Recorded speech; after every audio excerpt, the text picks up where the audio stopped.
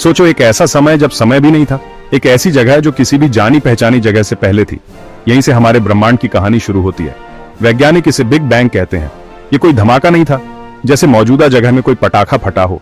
ये तो खुद जगह और समय की शुरुआत थी, सारे पदार्थ और ऊर्जा का जन्म था। इसे समझो प्रकाश हो वाला पल। बिग बैंग थ्योरी बताती है कि हमारा ब्रह्मांड एक बहुत ही गर्म, बहुत ही घने अवस्था से शुरू हुआ। एक इतना छोटा बिंदु कि उसके सामने सुई की नोक भी आकाश गंगा जैसी लगे। आज हम जो अरबों आकाश गंगाएं देखते हैं, वो सब एक परमाणु से भी छोटे आकार में भरी हुई थी। लेकिन सबूत जैसे आकाश गंगाओं का दूर भागना और निर्माण की हल्की सी चमक हमें इसी दिशा में इशारा करते हैं। ब्रह्मांड ने एक अविश्वसनीय विस्तार का दौर शुरू किया जो आज तक चल रहा है। यह विस्तार पदार्थ का खाली जगह में उड़ना नहीं था, यह तो खुद जगह का फैलना था। यह शुरुआती विस्तार बहुत तेज था, जिसे कुछ लोग इन्फ्लेशन कहते हैं। बिग बैंग सिर्फ एक पल नहीं था, यह निर्माण और विकास की एक महाकाव्य चलती प्रक्रिया की शुरुआत थी। उस इनिशियल दिमाग चकरा देने वाले फास्ट इन्फ्लेशनरी बर्स्ट के बाद यूनिवर्स एक्सपैंड होता रहा। जैसे जैसे स्पेस खुद स्ट्रेच हुआ, यूनिवर्स ठंडा होने लगा। शुरुआती यूनिवर्स एनर्जी का एक अनइमेजिनेबली हॉट सूप था, लेकिन जैसे जैसे यह बड़ा होता गया, यह इंटेंस एनर्जी फैल गई और ओवरऑल टेम्परेचर गिरने लगा। यह कूलिंग कॉस्मिक एवोल्यूशन के अगले स्टेप्स के लिए एसेंशियल थी। इसके बिना यूनिवर्स एक कैओटिक इन्फर्नो ही रहता। इस कूलिंग प्रोसेस ने फंडामेंटल पार्टिकल्स को बनने का मौका दिया। जैसे जैसे यूनिवर्स एक्सपैंड हुआ और ठंडा हुआ, क्वार्क्स और ग्लूअन्स एक साथ बाइंड होने लगे, जिससे प्रोटॉन्स और न्यूट्रॉन्स बने। यह एक मॉन्यूमेंटल स्टेप था, प्राइमोर्डियल एनर्जी से मैटर के पहले बिल्डिंग ब्लॉक्स का बनना। एक्सपेंशन का मतलब सिर्फ चीजों को बड़ा करना नहीं था, बल्कि कंप्लेक्सिटी के लिए कंडीशंस बनाना था। जैसे जैसे यूनिवर्स एक्सपैंड और कूल होता रहा, बिग बैंग के कुछ मिनट्स बाद यह एक क्रिटिकल जंक्चर पर पहुंचा। टेम्परेचर इतना गिर गया कि प्रोटॉन्स और न्यूट्रॉन्स आपस में चिपकने लगे। इस प्रोसेस को बिग बैंग न्यूक्लियोसिंथेसिस कहते हैं। एसेंशियली प्रोटॉन्स और न्यूट्रॉन्स फ्यूज होकर हीलियम के न्यूक्लियई बनाने लगे, साथ में लिथियम के जरा से ट्रेसेस भी। इन एटॉमिक न्यूक्लियई के बनने के बावजूद यूनिवर्स अब भी बहुत वाइल्ड जगह थी। यह एक प्लाज्मा था, पॉजिटिवली चार्ज न्यूक्लियाई और नेगेटिवली चार्ज इलेक्ट्रॉन्स का एक superheated gas. Photons in free electrons से लगातार टकराकर बिखर रहे थे, जिससे यूनिवर्स ओपेक हो गया था। फिर बिग बैंग के लगभग 3,80,000 साल बाद यूनिवर्स करीब 3000 डिग्री सेल्सियस तक ठंडा हुआ। इस टेम्परेचर पर इलेक्ट्रॉन्स आखिर इतने स्लो हो गए कि हाइड्रोजन और हीलियम न्यूक्लियई उन्हें कैप्चर कर सके, जिससे पहले स्टेबल इलेक्ट्रिकली न्यूट्रल एटम्स बने।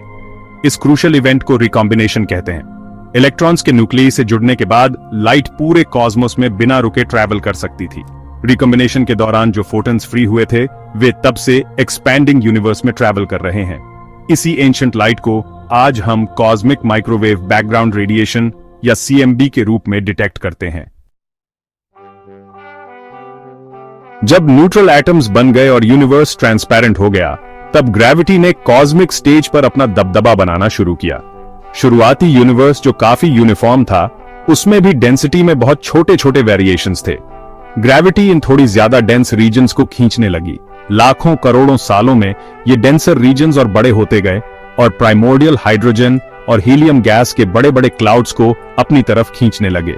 जब ये क्लाउड्स अपनी ही ग्रेविटी के कारण कोलैप्स हुए, तो उनके सेंटर्स और ज्यादा हॉट और डेंस हो गए। आखिरकार इन कोलैप्सिंग गैस क्लाउड्स के कोर्स इतने हॉट और डेंस हो गए कि न्यूक्लियर फ्यूजन शुरू हो गया। यही थे पहले स्टार्स का जन्म। इन पहले स्टार्स ने अपने कोर्स में न्यूक्लियर फ्यूजन के जरिए हेवियर एलिमेंट्स पकाए। जब ये मैसिव स्टार्स जबरदस्त सुपरनोवा एक्सप्लोजन्स में खत्म हुए, तो उन्होंने इन नए बने एलिमेंट्स को स्पेस में फैला दिया। काफी समय तक एस्ट्रोनॉमर्स सोचते थे कि यूनिवर्स का एक्सपेंशन शायद स्लो हो रहा है। यूनिवर्स में मौजूद सारा मैटर अपनी कलेक्टिव ग्रेविटी से सब कुछ वापस खींच रहा होगा। साइंटिस्ट्स दो पॉसिबल फेट्स के बारे में सोच रहे थे, या तो यूनिवर्स हमेशा एक्सपैंड होता रहेगा लेकिन घटती हुई रेट पर, या फिर ग्रेविटी आखिर में जीत जाएगी, जिससे एक्सपेंशन रुक जाएगा और रिवर्स हो जाएगा। फिर 1990s के आखिर में एक बॉम्बशेल डिस्कवरी हुई। दूर के सुपरनोवा को ऑब्जर्व करके एस्ट्रोनॉमर्स को कुछ हैरान करने वाला पता चला। यूनिवर्स का एक्सपेंशन बिल्कुल भी स्लो नहीं हो रहा है, असल में यह एक्सेलरेट हो रहा है। इस मिस्टीरियस चीज को डार्क एनर्जी नाम दिया गया। करंटली यह यूनिवर्स की टोटल एनर्जी डेंसिटी का लगभग 68% है। रिकॉम्बिनेशन के दौरान यूनिवर्स के ट्रांसपेरेंट होने के बाद एक पीरियड शुरू हुआ जिसे कॉस्मिक डार्क एजेस कहते हैं। यूनिवर्स न्यूट्रल हाइड्रोजन और हीलियम एटम्स से भरा था, लेकिन इस विशाल कॉस्मिक एक्सपेंस को रोशन करने के लिए अभी तक कोई स्टार्स नहीं थे। यह पीरियड कई 100 मिलियन सालों तक चला। फिर जैसे ही पहले मैसिव स्टार्स अस्तित्व में आए, उन्होंने अपने आसपास इंटेंस अल्ट्रावायलेट रेडिएशन फैलाना शुरू कर दिया। इस पावरफुल रेडिएशन में इतनी एनर्जी थी कि यह न्यूट्रल हाइड्रोजन एटम्स से इलेक्ट्रॉन्स को अलग कर सके। इस प्रोसेस को रियोनाइजेशन कहते हैं। यह सब एक साथ नहीं हुआ, यह एक पैची प्रोसेस था। ये बबल्स बड़े होते गए और आखिर में मिल गए, जब तक कि यूनिवर्स का ज्यादातर हाइड्रोजन एक बार फिर आयोनाइज्ड नहीं हो गया। यह एपॉक ऑफ रियोनाइजेशन यूनिवर्स के लिए एक और मेजर ट्रांजिशन था। इसने यूनिवर्स को ज्यादातर लाइट फॉर्म्स के लिए एक बार फिर ट्रांसपेरेंट बना दिया। इस पीरियड को स्टडी करना यह समझने के लिए क्रूशियल है कि पहले लुमिनस ऑब्जेक्ट्स कैसे बने और उन्होंने अपने कॉस्मिक एनवायरनमेंट को कैसे इंपैक्ट किया। बिग बैंग थ्योरी यूनिवर्स के ओरिजिन और एवोल्यूशन के लिए हमारी करंट बेस्ट साइंटिफिक एक्सप्लेनेशन है। स्पेस के एक्सपेंशन और कॉस्मिक माइक्रोवेव बैकग्राउंड से लेकर लाइट एलिमेंट्स की अबंडेंस तक सारे पीसेस काफी अच्छे से फिट होते हैं। लेकिन इंसान हजारों सालों से कॉस्मोस के ओरिजिन्स के बारे में सोचता आया है। कई एंशिएंट कल्चर्स और रिलीजन्स ने अपनी खुद की क्रिएशन स्टोरीज बनाई हैं। इन एंशिएंट कॉस्मोलॉजीज की बिग बैंग के साइंटिफिक मॉडल से तुलना करने पर फैसिनेटिंग डिफरेंसेस तो दिखते ही हैं, पर कुछ सरप्राइजिंग समानताएं भी मिलती हैं। Scientific theories empirical evidence, testable predictions और मैथमेटिकल फ्रेमवर्क्स पर बेस्ड होती हैं।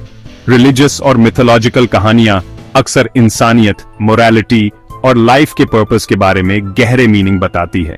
समरी यह है कि बिग बैंग की कहानी साइंटिफिक इंक्वायरी की एक बड़ी जीत है। Initial expansion, nucleosynthesis, recombination, gravity, dark matter और डार्क एनर्जी के रोल्स और बाद का रियोनाइजेशन जैसे की कॉन्सेप्ट्स एक कोहेरेंट पिक्चर बनाते हैं। यूनिवर्स लगातार अपने सीक्रेट्स खोल रहा है और हम खुशकिस्मत हैं कि नॉलेज की इस ऑनगोइंग क्वेस्ट का हिस्सा है।